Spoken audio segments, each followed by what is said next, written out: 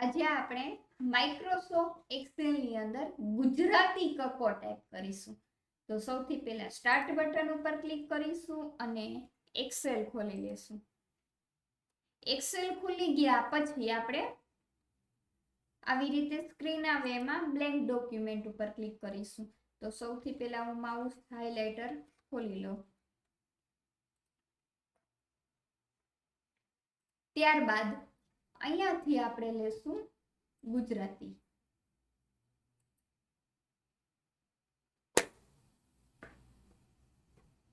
અથવા તો કીબોર્ડમાંથી shortcut key છે અલ્ટર કી સાથે શિફ્ટ કી દબાવો એટલે ગુજરાતી ટાઈપ થશે.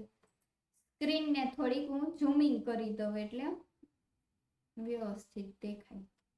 ત્યારબાદ અહીંયાથી આપણે સિલેક્ટ ઓલ કરી અને અહીંયાથી આપણે અક્ષર છે એ ચેન્જ કરી શકીએ, અહીંયાથી મોટા કરી શકીએ. તો આપણે શરૂઆત કરીએ. સૌથી પહેલા આપણે અહીંયા અલાઇનમેન્ટ છે એ સેન્ટર લઈ લેશું. ત્યારબાદ આપણે અહીંયાથી કક્કો લખવાની શરૂઆત કરીશું. તો સૌથી પહેલા આપણે ગુજરાતી કક્કો લખવો છે એટલે કનો કે એ થાય તો હું કે એ દબાવીશ. એટલે આવી રીતે સ્ક્રીન આવે એમાંથી આપણે આ પહેલું ઓપ્શન લેવું હોય તો કીબોર્ડમાં સ્પેસ બાર દબાવવો અથવા તો એરો કી દબાવવો તો પણ લખાઈ જશે. ક પછી ખ નો કે જ થાય. ત્યારબાદ સ્પેસ, ત્યારબાદ ગ, પછી ઘ,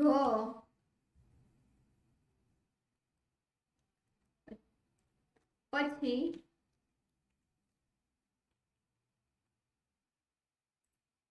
ચ,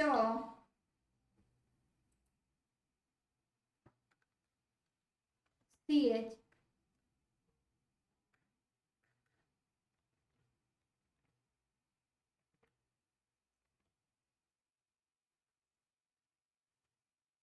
ત્યારબાદ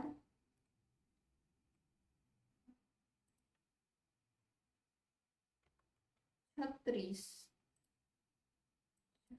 CH. ઇંગ્લિશ લેંગ્વેજ ચેન્જ થઈ ગઈ છે એટલે હું ફરીથી ગુજરાતી લેંગ્વેજ.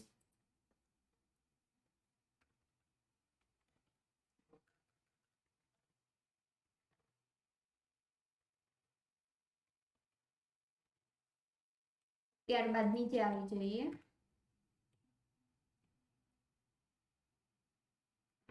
જમરૂખનો જ,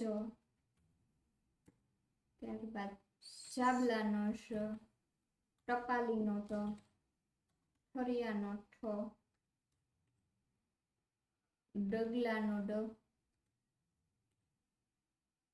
ઢગલાનો ઢ. ત્યારબાદ નીચેની લાઈનમાં આવી જશે હણાફેરનો હણ, તલવારનો ત, થાળીનો થ, દડાનો દ,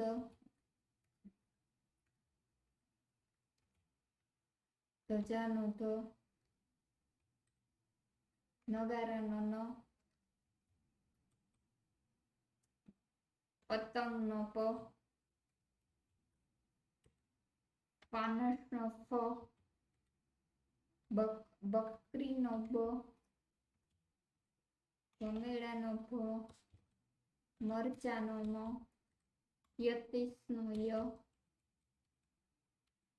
રથનો ર, લખોટાનો લ, વસાણનો ભ, સકોરાનો સ, શરણાઈનો સગડીનો સ, પછી અરણનો અળનળનો અળ,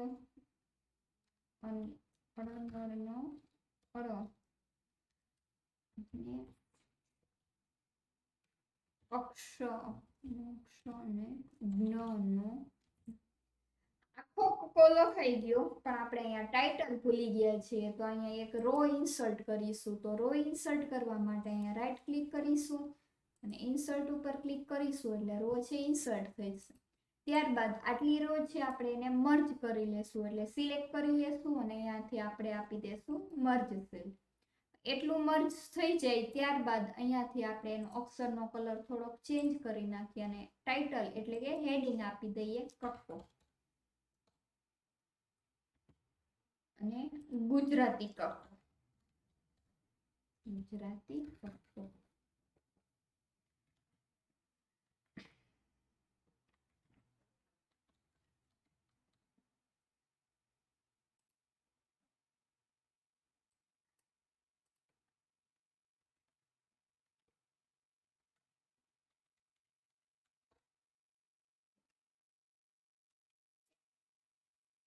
ત્યારબાદ આપણે અક્ષરનો કલર ચેન્જ કરીએ. તો સૌથી પહેલા આ બધામાં આપણે લઈ લેશું બોર્ડર. બોર્ડર કઈ જગ્યાએથી લઈ શકાય? તો કે અહીંયા તમને અલગ અલગ બોર્ડર આપેલી છે, એમાંથી આપણે અહીંયાથી બોર્ડર લઈ લેશું. ત્યારબાદ અહીંયાથી એને તમને જે કલર ગમતો હોય તે કલર આપી દેશું. ત્યારબાદ આ લખાણમાં પણ બોર્ડર લઈ લઈએ અને એને હાઇલાઇટ આપી દઈએ, એટલે કે એનો થોડોક બેકગ્રાઉન્ડનો કલર છે એ હાઇલાઇટ થાય આવી રીતે. સેજ ઝૂમિંગ છે એ નાનું કરવું, એટલે જુઓ તો આપણો કક્કો છે એ તૈયાર છે. Thank you.